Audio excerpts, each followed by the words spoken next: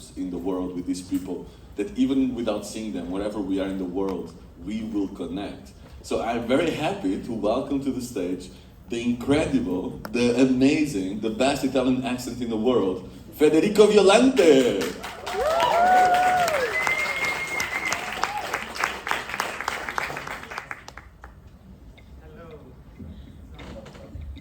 Hello.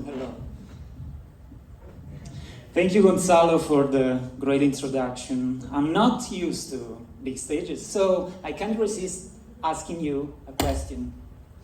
Please raise your hand if, as kids, you were told never talk to strangers. Please raise your hands. Yeah, it's pretty common, right?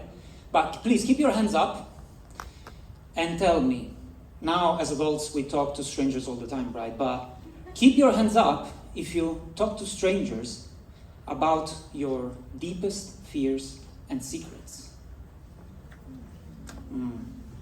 A bit more, very brave people here, but many lowered the hands. So, I'm Federico Violante. I've been a digital nomad for 5 years, and yes, I've talked to many strangers, also about my deepest fears and secrets.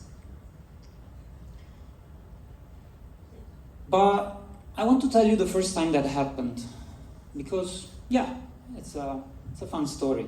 And we have to go to 5 years ago, when I was just starting this lifestyle. And I was traveling with 9 nomads, and I didn't know where I was, literally, because I was not taking care of the travel.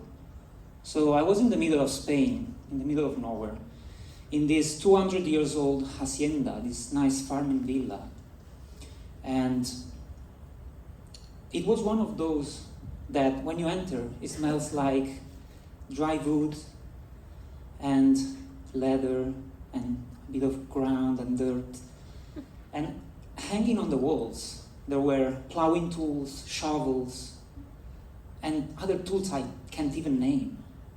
And from the inside, I could hear the crickets singing outside and the wind blowing in the olive trees. And I was in this beautiful villa with these 9 people that I've met only 5 days before. I've known them only for 5 days, and we were playing one of those card games that ask you deep questions like, what are you the most proud of? Or when is the last time you cried? Just to get to know each other, right? So in this beautiful setting, in this old villa, a girl shared a deeply touching story on how she lost a friend because he committed suicide. And another one shared how she never met her father. A guy told us how he was living the dream when he was 18 and in Bali, and still, he was depressed. And I also share my losses and secrets and dreams for the first time there. What was happening? Like 9 perfect strangers, after just 5 days, talking about this kind of stuff that sometimes we don't talk for a lifetime, or not even with our families. So I wanted to know. I'm a software engineer by education, so I need to know why and how things work. So when I came back from the trip, I vowed myself to crack the code, understand. And after 5 years, I'm happy because I can share you what I discovered. What happened in that old villa was a new magic trick. It's what I call a nomad retreat. And yes, of course, a nomad retreat is a retreat targeted at digital nomads. It's a work and travel trip that lasts not too long, from 1 week to 1 month. And it's a smaller group. So, sorry, Gonzalo, it's not a fest, it's not a workation, it's not a co-living, it's something else. And so, I want to give the second definition, the one for the nomads, not the regular one. And for us, it's a potentially life-changing experience. What happened that night is that the people organizing the retreat created a very safe space, intentionally. So that is by design. And there is one recipe that retreats have. And I want to share that with you at the end of this presentation. But before that, like any recipe and like any magic trick, we need to know what's behind. We need to know the ingredients of the recipe. And so I will share with you 3 main ingredients that Nomad retreats use to lead you to breakthroughs. A breakthrough is a life-changing moment when everything is different after that. So, are you ready? Let's see the first one. We know virtual communication sucks. Zoom calls sucks. That's why we're here, right?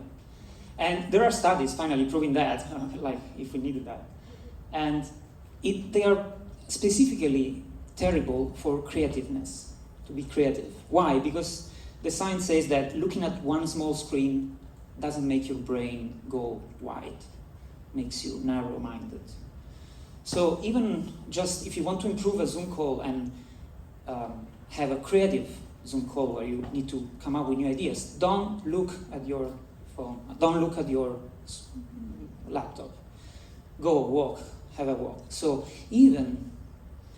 if even just a Zoom call can benefit from you moving around and not staying stuck in one place, imagine what happens when you move and you travel. But as nomads, traveling, it's something that we do all the time, right? And that's one of the reasons why travel is so conducive of transformations. And so I kind of knew this intuitively, and so I started traveling because I wanted to change my scenery. I wanted to take my brain somewhere new. That's the most important part. That's the transformational value of travel. Your brain literally set itself in a different mode. So I traveled. Yeah, I'm in that picture. Can you guess where? Yeah, I'm there. I mean, I'm not on the cloud. There is Iceland underneath that cloud, and that was a storm that I think it was worse than the storm now in north of Portugal, and Storm Dudley. I was traveling there with a group of nomads. It was a retreat style of trip, and I didn't have to worry about the storm because I knew that everything was taken care for me, and I could focus on getting to know the people, enjoy the beautiful scenery. And that's me on top of a waterfall in Iceland after the storm. And fun thing, I'm having a Zoom call there. Because if you think of going to Iceland to be offline, think twice. They have 5Gs on top of waterfalls. So yeah, but intuitively also we know that travel is not enough, right? The change of scenery is the first ingredient, but it's not enough to have breakthroughs. If not, every person that travels all the time, they would have many breakthroughs. We need something more. We need the human element. That was still in Iceland, that trip. And we were having the 4 minutes live stories. I'm there on the right. And the storm was still blowing very hard outside. This house was all wood and creaking, making creaking sounds all the time. But we were safe. We were warm, we had a shelter, we even had a fireplace. So I want to tell you about this guy at the center of the photo, Ishti. Ishti was at his first travel as a nomad, and he was the first to share by chance his stories, and he was a bit shy. He said, yeah, but my story is not that interesting. Of course his story was interesting because everyone has a story. But then after we all shared, we saw him pondering and thinking. He was one of the more introverts. He was one of few words. And he thought and said, guys, I heard your stories. And you don't come from a place that's more privileged than where I come from. You are as smart as me. And you didn't discover the secret of life. So what's the difference? We are just taking action. So he was inspired by hearing our life stories of how we took action. He was very inspired, so much that inspiration is the second ingredient for breakthroughs. And inspiration is someone, usually, that gives you ideas for doing something. And it's important, the doing something part. If inspiration doesn't lead to action, it's just another daydreaming. We need to be inspired to take action. Think about the person you admire the most. Maybe it's a famous sports champion, or maybe it's someone in your family. For me, it's the nomads I've met during my trips.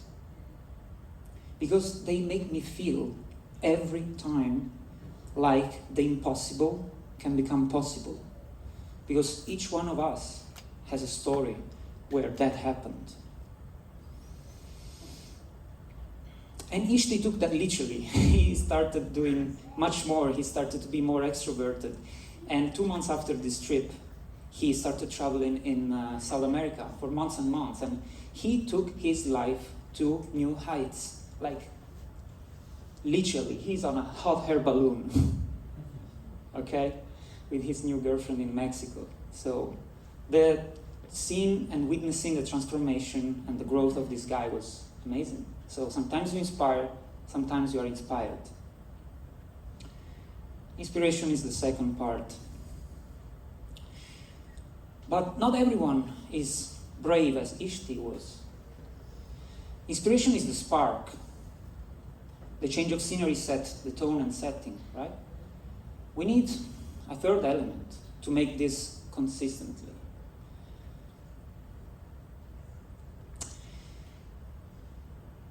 Why people don't do like Ishti? Because sometimes, how many times this happened? Kids, you tried your best and you failed miserably. The lesson is never try, right? How many authority figures we had in our childhood? How many friends that told us, it's not worth the risk, right? That happened. Maybe now we are nomads and we overcome that, but we were there at some point. So what we need as a third ingredient, I think, is supporters. It's community. It's a supportive network of peers. They support our ideas or support us as a person. And they are the one you will thank at your Oscar acceptance speech, right? Because you will know when you will get at the point where you want to be, who helps you along the way. And those are hard to find and hard to make. Supporters that support you no matter what, that cheers for you, they are the biggest fan. You don't find them on the streets. And we also have this myth of, I have to do it on my own. I have to be strong and work hard. And sometimes work harder. But I say, before working harder, try to work together. Build a community. Be in a community. Because working hard, yes, it pays. But working together, it's on another level. And I have an example of that. Same Iceland trip. After the storm, the van was stuck and we were pushing that. And that's how you build strong bonds. And strong bonds through challenges, through overcoming challenges. They are the ones that last the most. And so supporters are the ones that will wait for you and help you. And with them you can swing during a storm. These are the three main ingredients. Nomad retreats combine them. They bring you to a great setting where everything is figured out mostly. They give you super inspiring people. With their life stories, you will learn something, you will look at things in a different way. And then they will come your supporters, and you will become their supporter. And at that point, you will have a breakthrough. It's a discovery or event that helps improve a situation or giving you an answer. But what I like to think of that is your own personal Big Bang. Is that moment, after that, everything changes. Nothing will ever be the same. And it's not, don't get me wrong, it's not one click. It could be, but sometimes it takes time. For me, it took many retreats.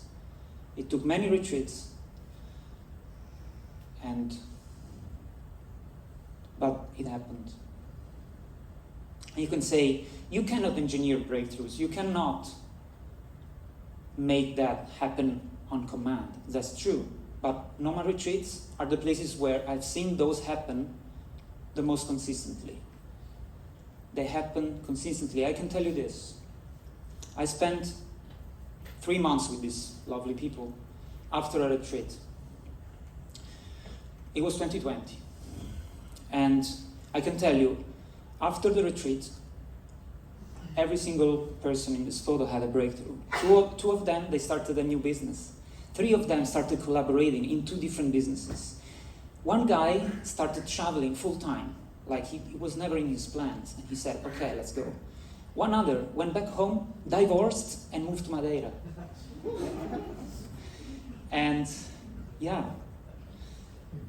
And then, yeah, of course, for me also, had a profound impact. I knew I could be more than just a software engineer. I could explore other sides of me. And so after retreat after retreat, I realized, wait, I know a lot about this. I am now a retreat nerd, okay?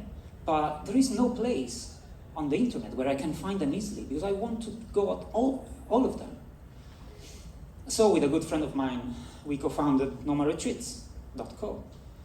It's the place on the internet where you find all the retreats and the conferences and the nomad cruises and the pop-up livings. So you find all the best experiences for digital nomads. But this talk is not about that. I wanted to give you the one recipe. This is the one recipe. But that's a lot of stuff. You will never remember that, okay? So, no, don't take photos. You can, but it's ChatGPT.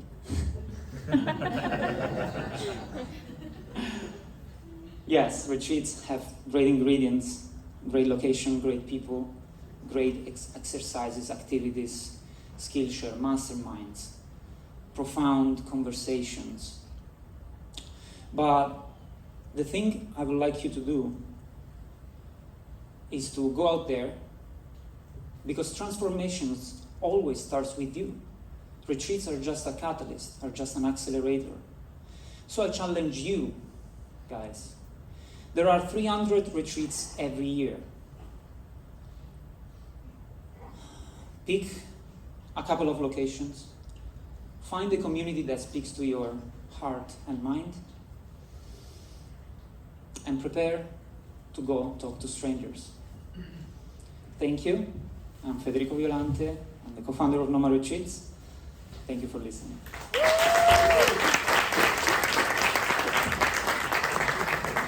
Thank you so much. I almost tripped in the previous speaker. It was very dangerous. This was incredible, man. Congratulations. Thank you. Is this your first time? Yeah.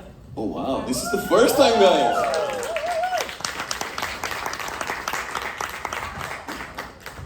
Like always, please ask questions there. We have 5 minutes for questions. My first question to you is about community, something we share a passion for. Yeah. And how do you feel that the whole community is now developing? We've seen record number of retreats this year, Yeah. record number of events in general. Mm-hmm. Is this helping the community in your opinion? What you see, where are you going? How do you feel it now? I'm part of many communities, because every retreat, in the end, it becomes a community. So we are talking about that a lot, no? The community is the new marketing in a way, but deep down there is always the human connection. There is the one-to-one relationships with you, no? I came here because I of you and the people, other attendants that came. So, I don't know. Is that answering? Yeah. Yeah, it's like a network. I like Hannah Dixon talk yesterday, the novel thing that you just keep throwing, and in the end you stay with a whole network of things. That's exactly, I feel, this community is transforming, which is beautiful, but I think we still need to grow the community. Yeah. Oh wow, we have many questions. So, we'll embrace the rapid fire question model. We have 4 minutes. Are you ready? Oof. How do you create retreats? Okay, so retreats to be in the platform, they should have 3 requirements. They should allow work, of course, if not they are nomads. There are a couple of exceptions, but because we really like the project. And they should be retreats and not co-livings. For co-livings, there is Macmelon, go visit them, they're great. So no co-livings, because in a retreat you arrive and you leave all at the same time. It's not a coming and going thing. It's like a trip. And yeah, these are the main reasons. Yeah, there are many, of course, but don't forget you can upload the questions. I'll ask the top 5 more or less. Second one, what is 1 green flag and 1 red flag for retreats? Yes, that's a tricky one.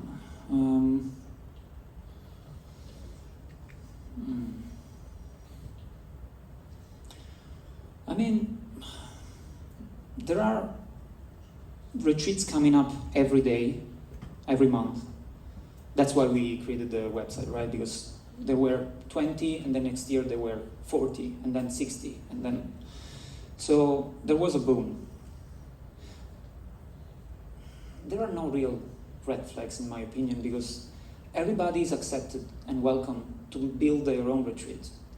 And of course, if it's their first time building a retreat, you will want to know more about them. You want to know where they're taking you, how they are managing the accommodation, how they are dealing with, how they deal with, I lost the word. Things that happens, like fuck-ups. Yeah. So the first retreat, the one in Spain, it was their first retreat organizing that. It was the first time they were doing that. And of course it was not the best retreat they did, but still they did it. And I trusted them enough because I talked to them personally, I would check the website, even if they have no credentials and no track record. So there is no real red flag. And right now I didn't see many scams or like people not delivering, because people delivering retreats really believe in the mission of connecting people and growing together. So nice. I remember the only retreat that went wrong so far was the Fire Island, the Fire Fest. Yeah, that was not for Nomad. There is Fire Fest too now. Just a detail. Okay, let's go. 5 votes. Interesting. How are you compensated for your work with Nomad Retreats? Are you an affiliate? Thank you. Brilliant talk. Thank you. Right now, yes, there is an affiliation model, both with direct links and codes. But we want to build a platform for every person that dreams to have a retreat to go and build it. Like right now you have a house and you want to profit from that, you put it on Airbnb. You want to create a retreat, you come to us and we help you with the stuff that is not the actual experience, because that's come from you, but about the marketing, the financials, the being on the platform, and so being exposed to more eyes. So the compensation right now is affiliation, but we're building B2B services like hosting and like partnerships. So we have a couple of ideas. It's not a rocket science. It's not a new model. It's a two-way marketplace. So, yeah. Nice. Last 2. What are the top 3 most popular retreats currently? I was thinking about this. I don't have to. Yeah. Depends how you define popularity, of course. I would ask like what I like the most. What do you like the most? Yeah. Yeah. It's easier.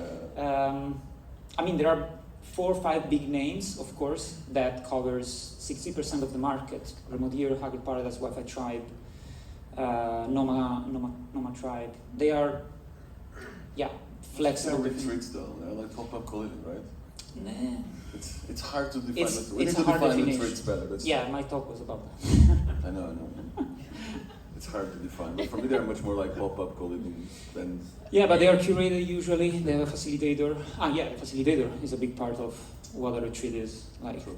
if there is just a community manager or just the house manager, that's more like a co-living. Like Kaya, Marie, of course. She's a great. Go to the Philippines. She's a great facilitator because she curates and she connects with the people. Nice. I can get some because I know you love wine, but you don't want to say it, so I'll say it for you because I'm a speaker there, so I can. Yeah. Nomad Island Fest. Yes. It's gonna happen. It's a retreat. Yes. Michelle Murray is one of the top stars in this community. She's Yeah. doing this for many, many years. She's focusing on entrepreneurs, and so we will be there. Hannah Dixon will be there, and it's happening in Madeira, in Ponta do Sol, in the place. It's kind of my second home. So this is one of the people I look up to, and I'll be there. So I'm very excited also to promote her. I know if you are more onto the universe side of the world, Mary's from Nomad is organizing a big fest in Morocco, Yeah. in Agafé. It's in the desert, which is also very special. It's completely opposite in my opinion, but both are beautiful. And you have here Marie as well. There are many more. There is a website that connects all of this for you, which is nomadretreats.co. The .com was taken. cool. One last one. Yes, okay. The one you see in Iceland was Remote 9. They do more adventurous retreats. They bring you to Iceland, Bali, and they are going even more hardcore on the adventure side. So Yeah, shout out to them because I met them and yeah, they're Remote 9, incredible. Andreas and Julia, they're doing a fantastic job, and also Michelle. You told my I know. my favorites. You were afraid to do. I was too politically correct. I don't care. Yeah. Please, a big round of applause for Federico, who is, by the way, one of the nominees for the Nomad World Awards, a rising star. And that's why he deserves all the love of you. Thank you so much, Federico. I'll see you in the back. For the rest of us, if you want to see will Federico win